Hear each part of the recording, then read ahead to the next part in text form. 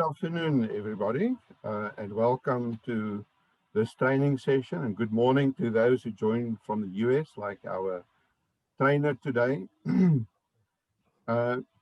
Those of you who have been attending previous conferences and even training sessions earlier would have seen that we have every year a stronger focus on digital forensics for investigative journalists alongside data journalism. Initially, it was just one of the, or some incorporating the data journalism streams, but we have now established a separate stream, and we already had quite a number of different sessions on digital forensics, or also sometimes called OSINT, open source investigations. So we had sessions dealing with just information verification, others on video verification. Yesterday, a session on social media. And in fact, today is also another session on digital forensics on social media, but particularly on the COVID theme. What's interesting, if we look at the developments regarding digital forensics or OSINT standards, is that there's quite a lot of work done to try and get people from different areas, meaning journalists, accountants, police, other people who need to research and investigate what's happening online, for them to start using similar standards that can also stand up in court. And even though it wasn't said explicitly so, many of the techniques and the results of those techniques that we dealt with during the conference so far could actually be used across many different kinds of work. And I think our presenter today, Richard Ngamita, is one of those people who's been working across many different sectors. So Richard, tell us a little bit about where you come from. How did you end up trying to train journalists today? Thank you so much, Isaac. Yeah. As I've been introduced, my name is Richard Ngamita, and I'm currently a disinformation researcher and OSINT investigator, working within the threat intel and cyber intelligence community here in Washington, D.C. So my career started off actually at Google, where I was a data analyst for Sub-Saharan Africa, and I worked on spam investigations and just the use of OSINT to help inform some of our, decisions. Over the years, I worked with and supported a number of, civil society activists, whether investigating agriculture, health, refugee movements, and that's where I started honing, the skills in OSINT. And one of the clear, things that came out in my interactions across Sub-Saharan Africa was the gap between the journalists and the technical people. And in sort of, one of the reasons I'm here is trying to, bridge that gap and pass on some of this knowledge and also learn from the journalists so that, we can build this ecosystem. Yeah. Okay, that's great. So just a little bit of housekeeping. Can I ask everybody just to keep your cameras and mics closed? You're very welcome at any time to post a question in the chat. I will have a look at it. I'll alert Richard if there's something that he needs to respond to immediately or deal with a question in some way. We may ask you to come online and open your video and mic and just phrase your question as we go on.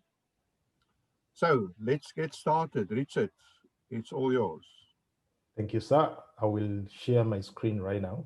Okay. Once again, thanks to everyone across the regions for joining this training or discussion. And today we are going to discuss, and get into a number of case studies around uncovering COVID-19 disinformation and the actors behind this in Sub-Saharan Africa. I'm on Twitter. My handle is Ngamita, which is my surname right there. So the overview for today is we are going to look at the timeline since the COVID pandemic kicked off around February, March. What was the timeline of the different types of disinformation that was shared across sub-Saharan Africa? Next, we're going to get into social network analysis, the basics and the tools for monitoring disinformation that journalists and researchers can use. I'm also going to share, two case studies. One is disinformation by political actors in the Democratic Republic of Congo to build their audience. The second is disinformation by the diaspora, Ethiopian diaspora, to promote their ethnic causes across sub-Saharan Africa and Ethiopia in particular. So what are we going to achieve today? We will be able to look at the basics of social networking analysis. We shall narrow down to attribution, which is a huge challenge for many journalists and researchers. We shall also look at some social media monitoring tools, the likes of TweetDeck, CrowdTango, and the others. What is out of scope for this training is, because of time, we can't get into how to scrape data and deep dive into all the tools that are out there for social network analysis. So just bear with us, but we're going to leave our contacts behind for any further discussions around that. Now, I just want to leave a disclaimer here. Every information that I'm going to present here is actually public information. I also advise any researchers or journalists that before you embark on any investigation like this, make sure you have what we normally call in the OSINT community, sock puppets, to protect yourself. So that you don't use your personal accounts to perform some of these investigations, but you create sort of a fake account on social media and any other platforms, to have access to some of these activities. And don't get me wrong, in the OSINT community, sock puppets may mean different things, but in this particular case, it's exclusive. We really want it for privacy and OPSEC investigation details, and not really for deception operations. Okay, so 2020, what a crazy year this has been. And I want to take you through a timeline of what researchers and different investigators in the OSINT community and the disinformation world have been seeing in sub-Saharan Africa. So first and foremost, very early, slightly end of March, early April, we started seeing claims of COVID-19 being triggered and prevented by religious beliefs. So the line of reasoning was it has been used to urge people to still attend religious gatherings during lockdown, not to worry about catching the virus due to their religious beliefs. We saw this hugely in Nigeria, Senegal, and some parts of Guinea, where this was spreading. We also saw around May several hashtags and disinformation content coming around Africans in China, and the retaliation videos. You may have seen these across, showing Chinese-owned businesses on fire. Several of these videos also were related to Africans living in China being on the receiving end of discrimination. But there were several rumors that circulated within the African communities that that they were responsible for a second wave of the COVID infections in China. Several videos appeared on social media that were showing revenge on Chinese people, but many of these videos were false and had nothing to do with the COVID pandemic. We mostly saw this in Zambia and Nigeria across the different platforms. So next, we saw claims of COVID-19 potentially being cured, including the different traditional means, medicines that were being shared.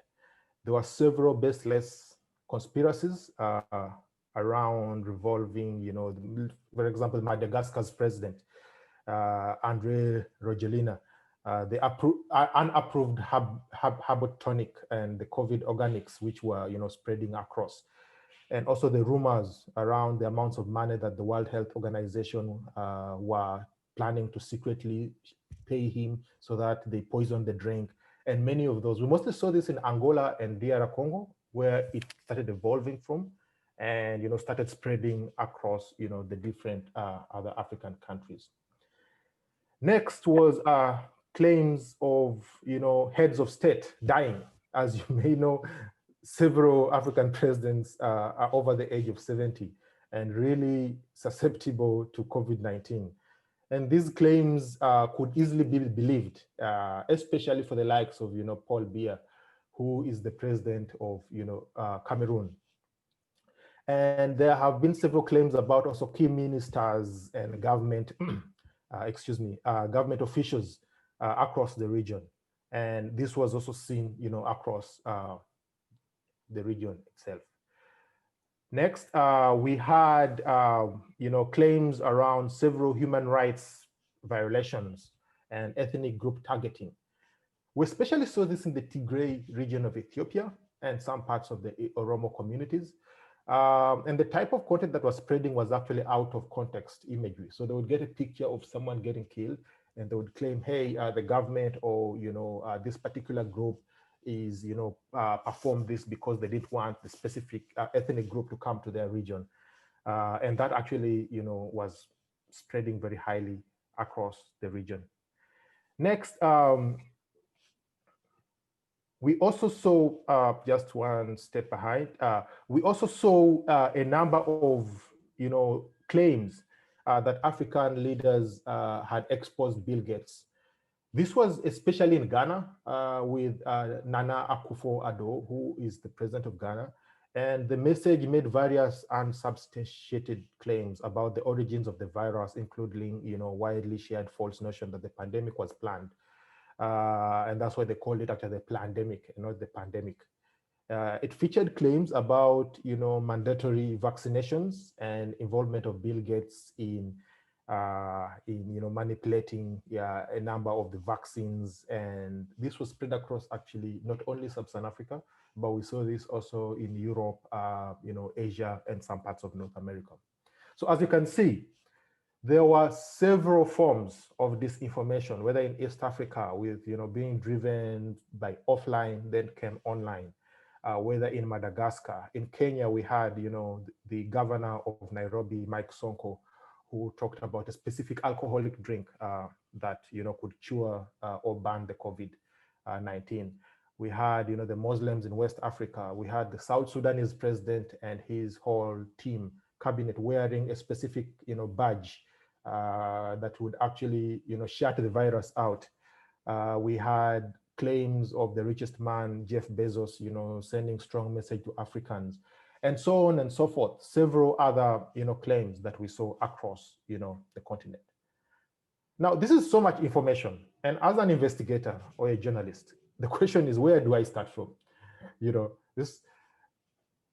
We have a very basic process that we use here when we're investigating some of these, and I want to go through this. The main goal for this is you want to understand the who, the when, the why, and the who. The what, sorry, the when, the why, and the who. The what is you want to classify the different types of, this information that is coming in. The when, you want to know when was this started? When did it start happening? How is it being spread? The why is you want to go behind and step into the shoes of the people spreading this and find out the reasons as to why they would be spreading this. Then finally, you want to dig into and have some sort of attribution back to the people who are behind the spread. And I hope within this discussion, we're going to be able to showcase with our case studies how journalists, investigative journalists, and any researchers can put together their research or their investigation to help guide them. First and foremost, as a researcher, you want to find the earliest seeders of the disinformation or the suspicious content that is being circulated on the social media platforms. So you have a number of tools at your disposal that you're going to start digging into or scraping and going back to the origin and seeing who are the first early seeders of this information. The second step is you want to monitor the pages and accounts over time with tools. that you've been identifying. So it's not a 1 week activity. It could take months, and just keep monitoring them and seeing how are they changing? Are they changing the narrative? And the number of tools that we're going to look at today that could support you with that. And as you're monitoring them, there are some quick investigations you can be using, for example, like image forensic investigations or reverse image searches that you can be performing to actually even score the different actors on the behaviors and the disinformation that they're performing. The other thing is the third step is you want to build connections and understand, the different players and how they connect on the platform itself. You want to see, how they are interconnected.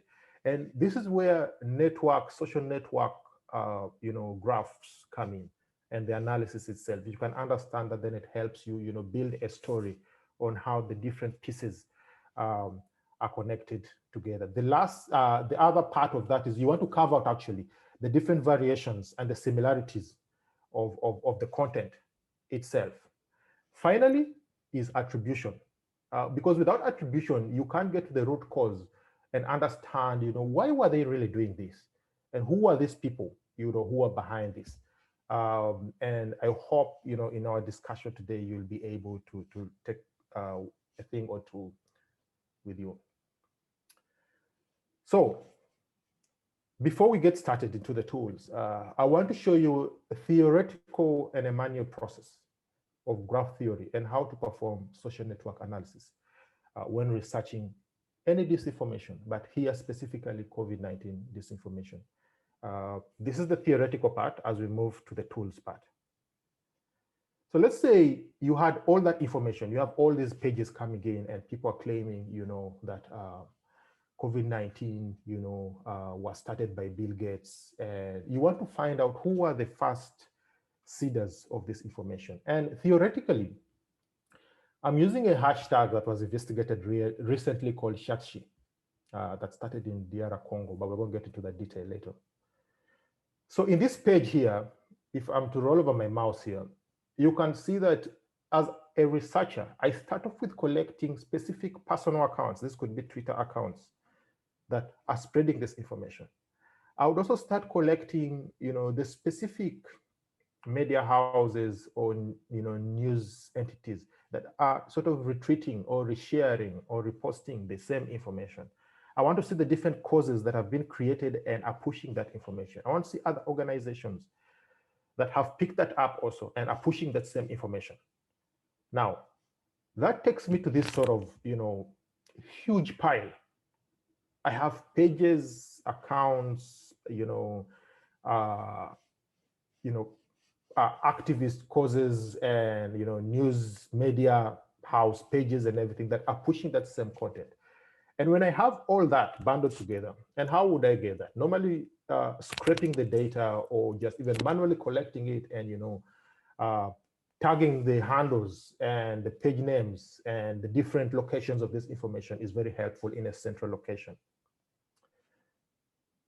Now, I want to just share a very brief social network graph theory that is going to help us in understanding the next steps.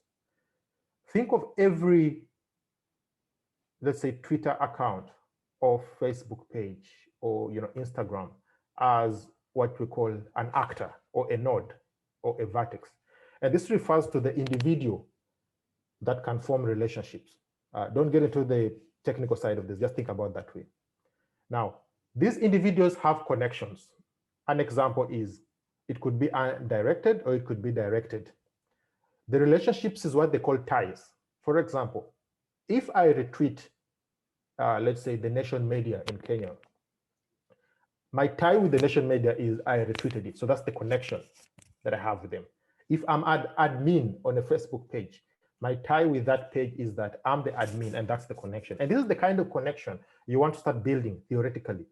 And there are tools that help you do that. But right now, I just want to give you the background on how this is built from a social network graph theory.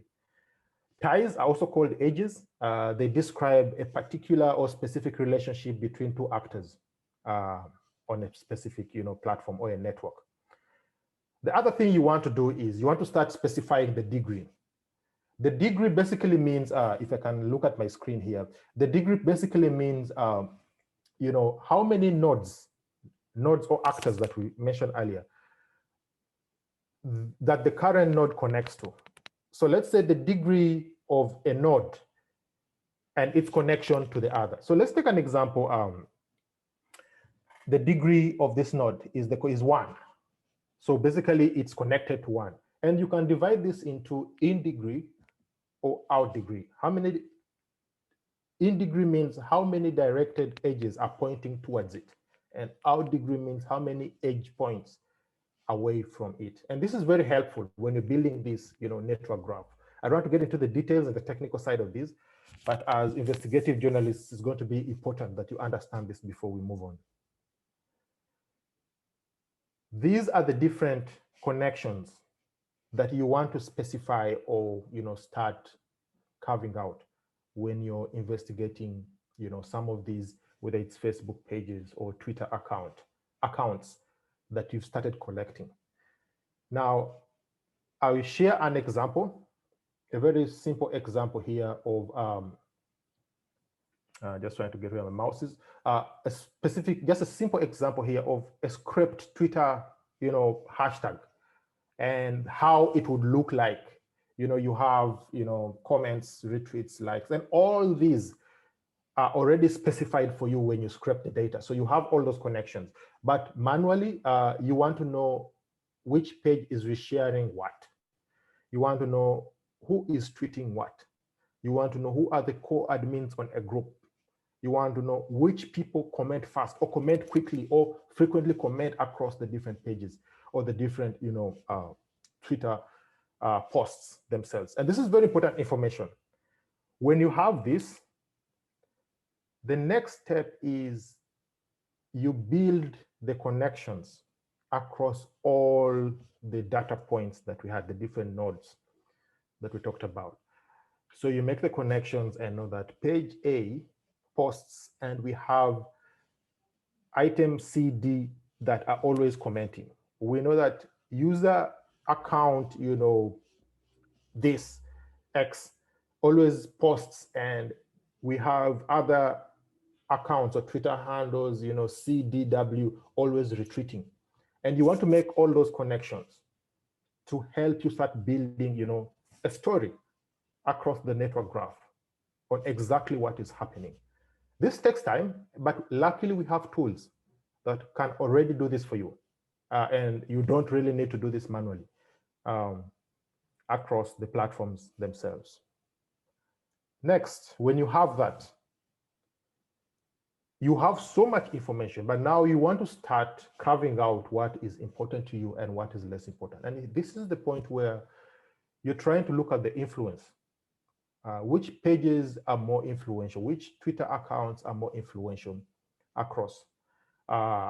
And you're mainly aiming at the very negative influence or the very positive influence, but which are strong. An example is you want to look out at, let's say if you had the initial seeders of the content, which of those are being tweeted most? Which of those are getting the highest comments? Which of those are getting like the highest abuses? Whether it's positive or negative commenting, you want to classify those out and start building your story around that, and start annotating that and separating that from the no influence. So there, basically, we are thinking of sort of a sieve.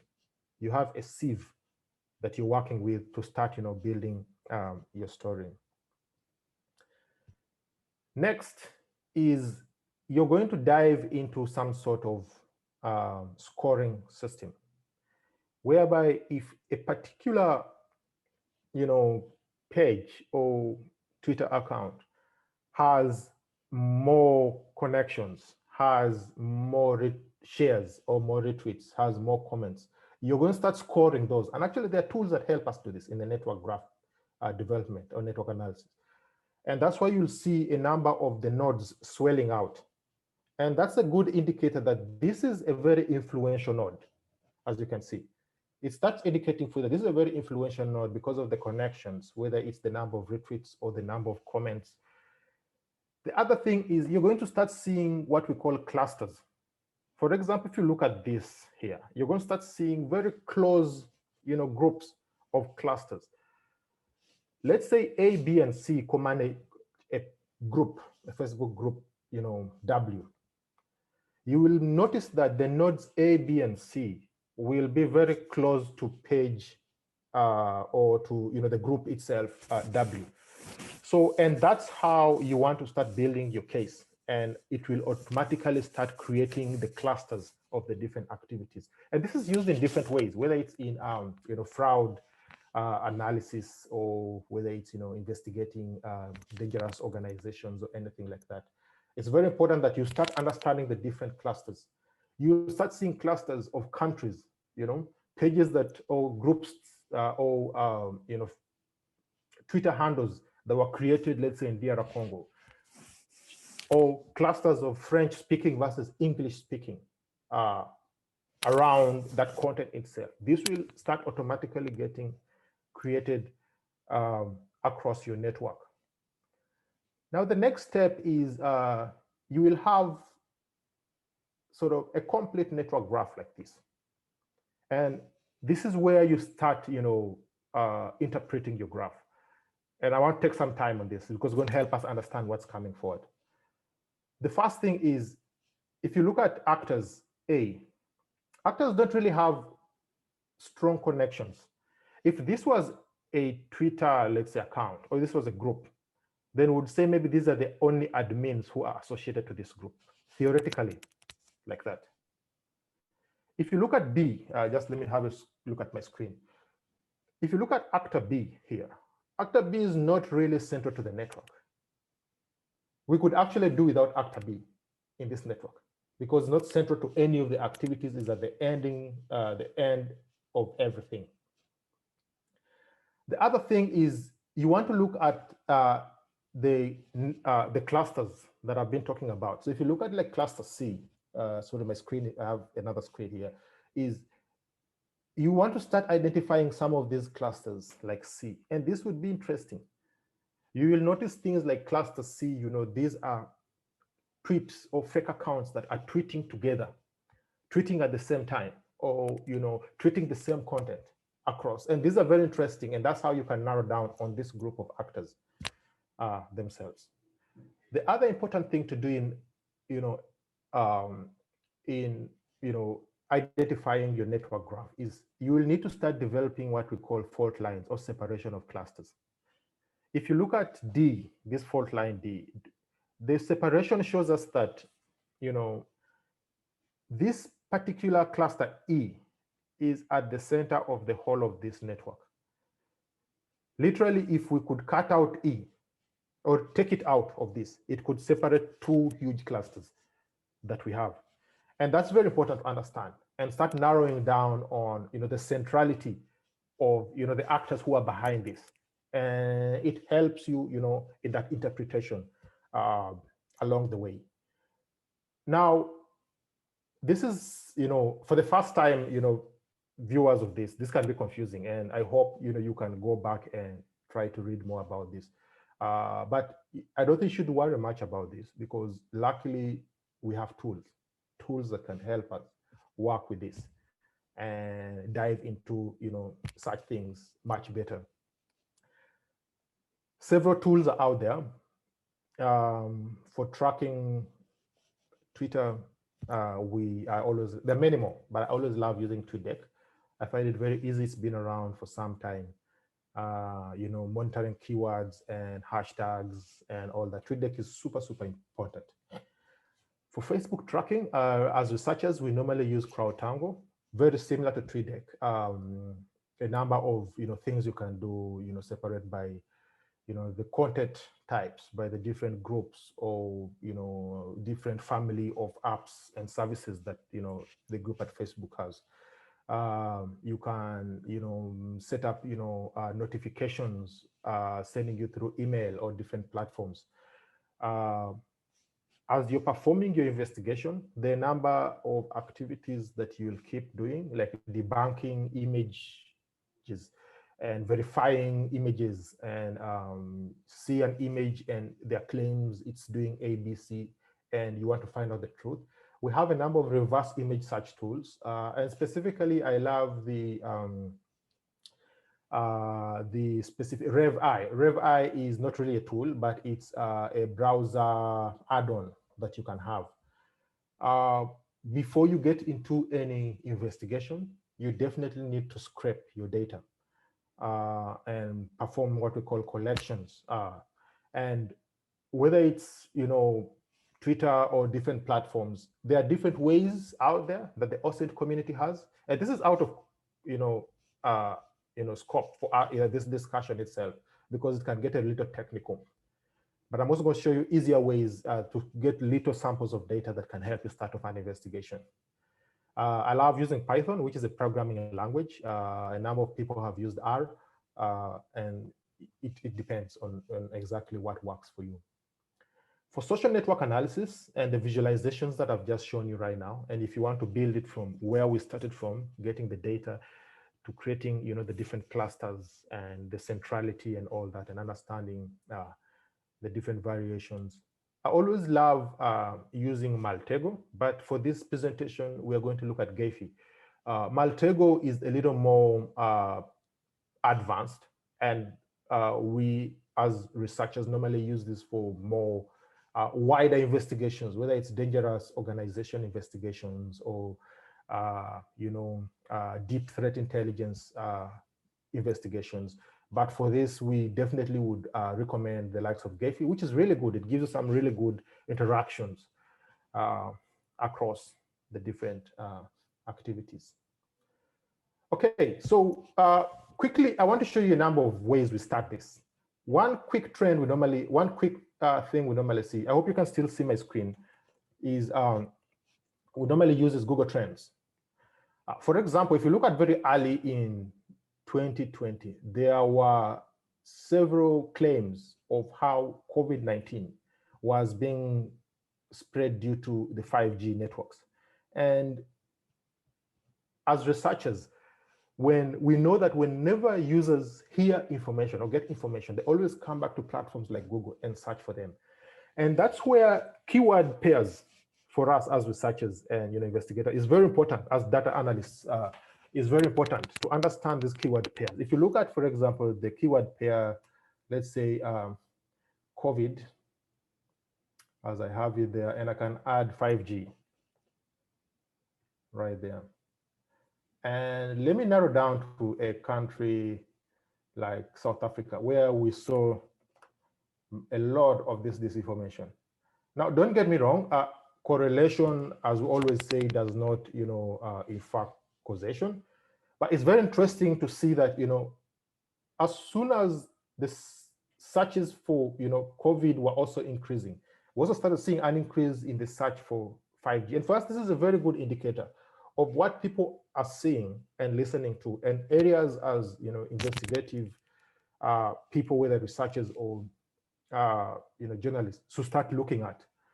I created another coronavirus sort of graph here. Let me just refresh this. And we can see, for example, in Nigeria, Google Trends is really good to show us with the different searches and where they are.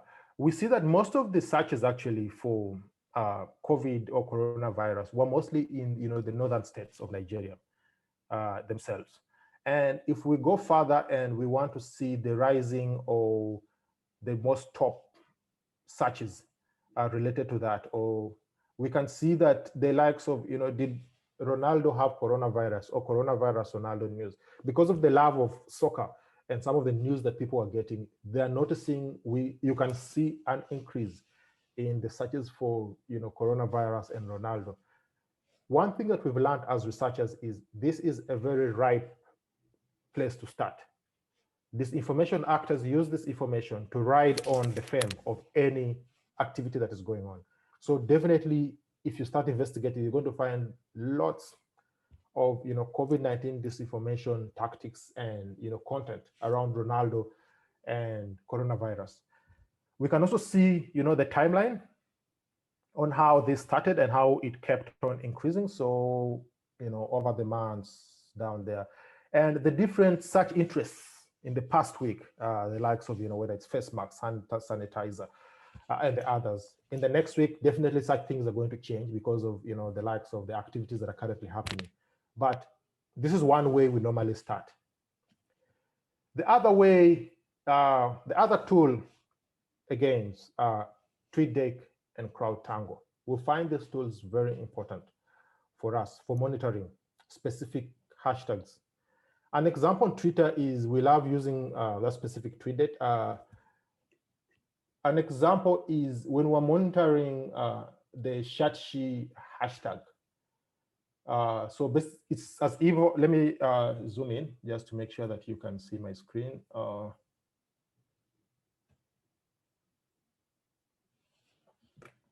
Just a second.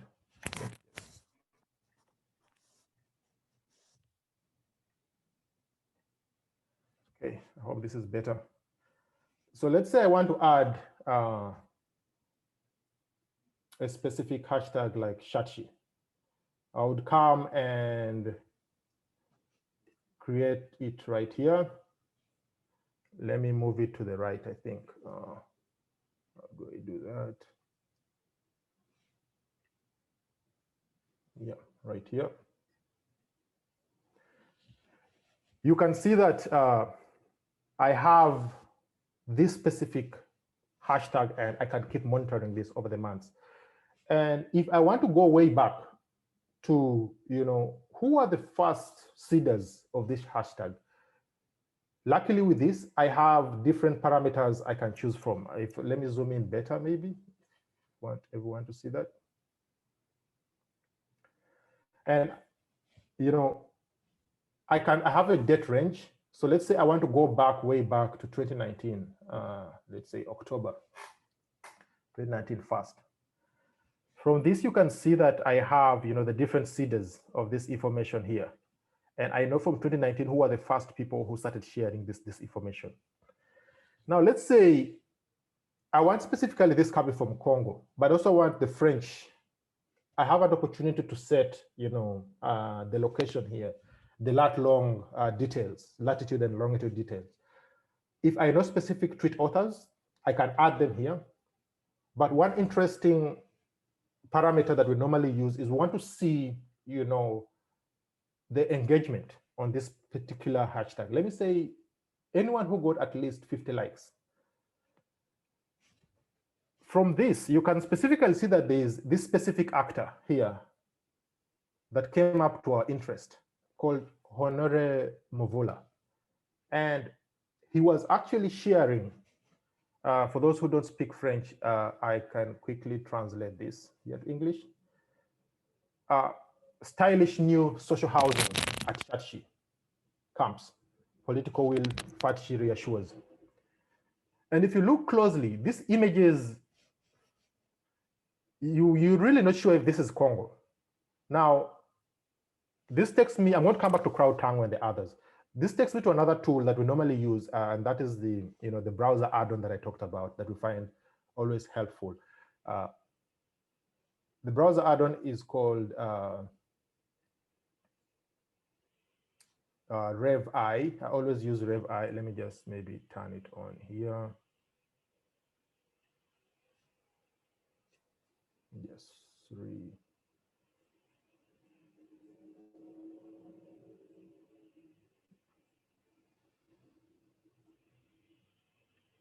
Just a second. Let me just make sure it's on.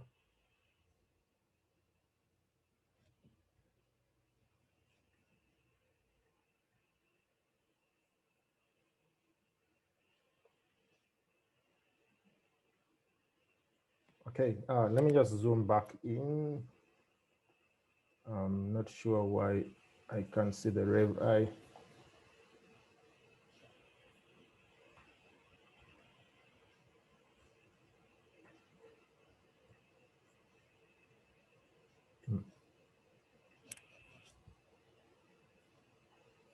Okay. So let me click on it here. Yes, that's better. So as you can see, RevI is a browser add-on that helps me select, selective reverse image tools that I would love to use So an example of some of the common tools are the likes of, TinEye or Yandex that I really love using. Quickly searching for that using my RevEye, and this can be an ongoing process as an investigator.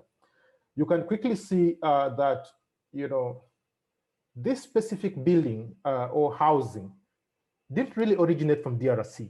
And we have some good information from the sources here of someone selling it and giving the specific details about it and sharing a phone number around that. And let's leave that for the rest. I'm just showing you the tool and how, as you're ongoing with the investigation, whether it's around COVID-19 or others, you can start identifying a number of actors. So we have RevEye here. Another tool that we normally love using is actually the Twitter audit. And let me quickly show you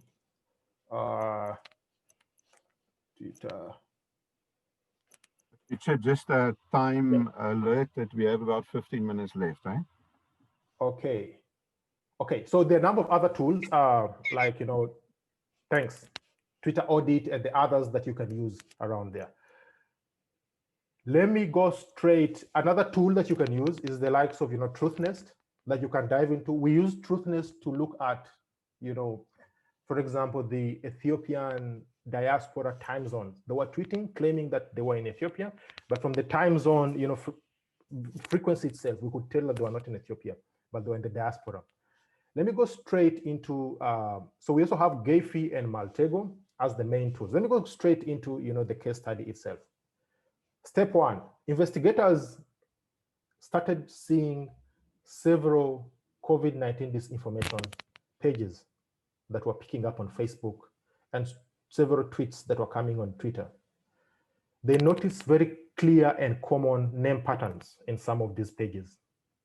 And the pages or publications had same formats. They had almost the same images of the people. They had the same subject, shocking quote related to COVID-19 pandemic and the French epidemiologist called Didier Raoult, who allegedly called on Africans not to take Bill Gates' vaccine. Investigators and researchers started marking this down in that initial network that I talked about.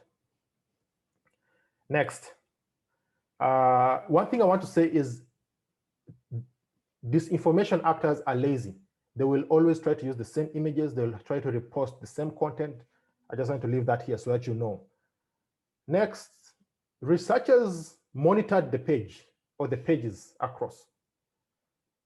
Facebook has a platform, an open platform. It's called the page transparency.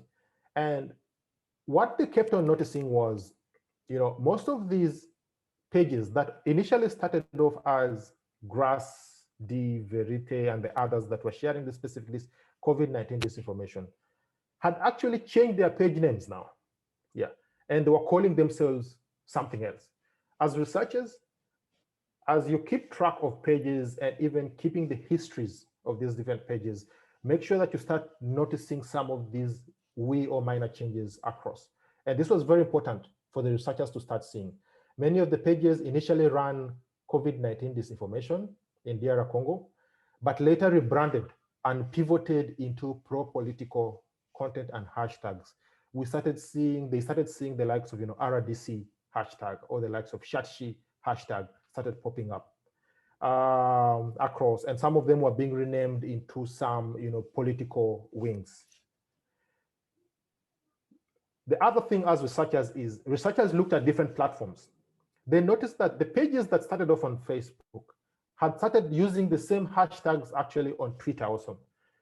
But some of the actors on Twitter had, started around December 2019, and they didn't start off initially with COVID disinformation, but as soon as the pages changed, that's when they picked up the specific hashtag. So you see how you can connect a hashtag from one platform to another platform across different, tools to make sure you understand this. I'm not in position to show you the other older pages as they have been removed by now. But researchers noticed the early seeders of this hashtag on Facebook and Twitter, and the early adopters used disinformation around, the government housing. So we started seeing this disinformation around government housing being created by these different seeders of the content. Groups. Researchers saw that the specific hashtag actually was being pushed across different groups. And as an investigator, you want to know who is behind these groups. And luckily, the likes of Facebook give you the page, the group owners. And they started seeing a name of a particular guy called Honore and Brown and Bronze, who were behind these pages and the groups themselves, the group specifically here, pushing this hashtag. And that's very interesting as a researcher. You're trying to make a connection. Okay, this hashtag is across Twitter, Facebook, and now groups.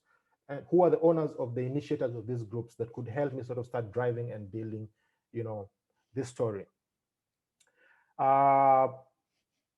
And they kept on pushing the same, disinformation around COVID, and later on switched to housing by the Congolese government and claims of, really those nice houses by the Congolese government and the others, housing in a military camp in Kinshasa, and the images and the illustrations shared were by hundreds of times internet users, but they had no connections initially with the real housings.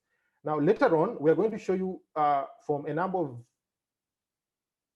some evidence on identifying these actors and how they were actually even offline in videos, attending parties or connecting together. When the researchers dumped all this data, on the likes of Gayfy and Maltego, this is one of the screenshots. They started noticing that the particular actor, as I explained earlier, that was at the center of most of this activity was actually this particular guy, a guy called Honora Muvula. Now, they started forming a cluster of these were the different disinformation Twitter accounts and pages and that were pushing the COVID disinformation here that I show you. And this is a very nice, presentation from the theoretical side to the practical side of how you can connect these dots across. Now, on top of that, there are other, investigation tools that were used. One is actually basic Google searches, what they call Google Docs. Quickly searching for some of these actors. Who are they? And investigators specifically found a phone number that I should have actually obscured. So a particular phone number that they made connections to a specific page and to also the individual's website and Twitter handle. So this gives you a better picture of the guy we are dealing with right now is actually at the center of this activity, and we can connect him to different other off-platforms connections, which gives us more evidence about who this person is. Other interesting, parameters that were used were the likes of looking at the pages, Google Analytics, codes that were used, who is identification, to dig up their registration histories of the actors before even they had already, closed them off because of the GDPR restrictions. And everything started centralizing at this particular actor himself, a guy called Honore Muvula. Now, later on, the actors started saying, and especially across his feeds, he was tweeting a lot and sharing so much information about a specific lady, and this is the wife to President Tshisekedi of DRC.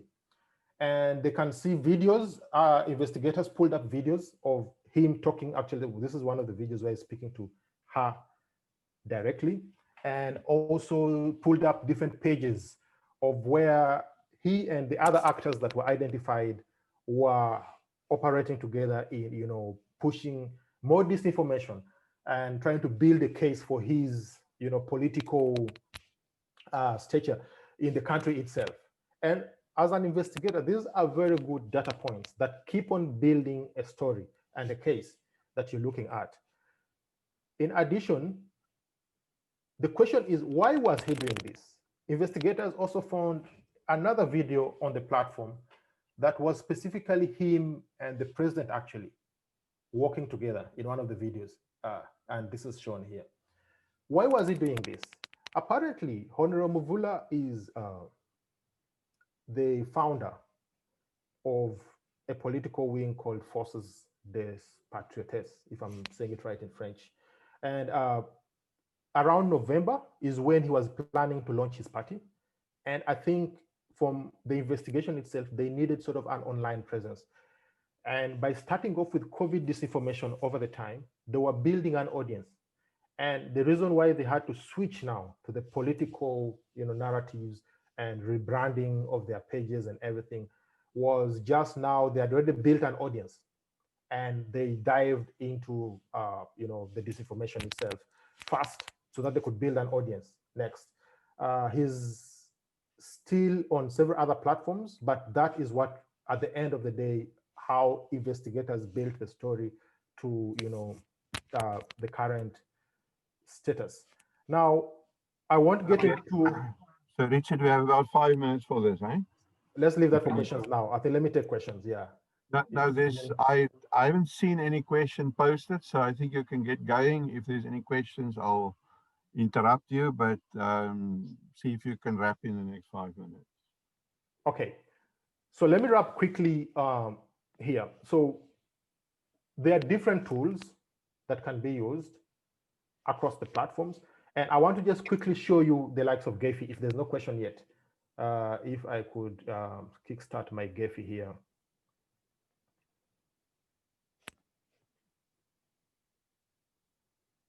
Can you see my screen? Yes, just make it bigger, please. Yeah, sure. Right there. Okay, so this is how Gephi looks like. Very simple. You can make a connection to different tools. And let's say I'm trying to specifically look at this, a hashtag like, let me create a new project here. I'm trying to look at a hashtag like Shatshi. Very simple. I want to just say the hashtag network, and I would say connect. And it will start building for me this sort of network. Let me just disconnect it, that you can see here. And this is interesting because I can start seeing how the hashtag is connected to different entities across. And that's where you start from. I can choose a layout, this to help me, have it in a more understandable way. I have a data source. Let me just take this out so that you can easily see that. So this is how the data source would look like. It's dependent on this hashtag. And I have different data points across. It's just a spreadsheet that I'm working with that helps make those connections. And I can quickly, look at the new, graph itself. And I want to choose, let's say, a particular layout. So let's say I say that layout, and I want to run into and see how the graph is performed. So this is how you start building the graph itself. And with this is where you start the real analysis now. You're starting to clean out the actors you think are at the center of this, the activities that are central to this. And that's how you start building the graph itself using these tools, whether it's Gephi or Maltego themselves. And I think that's it from my side. Isaac, I wouldn't want to go deeper into these tools. Yeah. Richard, we just posted your tip sheet, so that's available. And Richard, you said that you've been working with investigative units and so on here on the continent and elsewhere, right? Yes. So yes. If people you assist in with investigations or just training, or how does it work? Yes, so we've worked with a number of investigators, and as you can see, I've shared my my Twitter handle.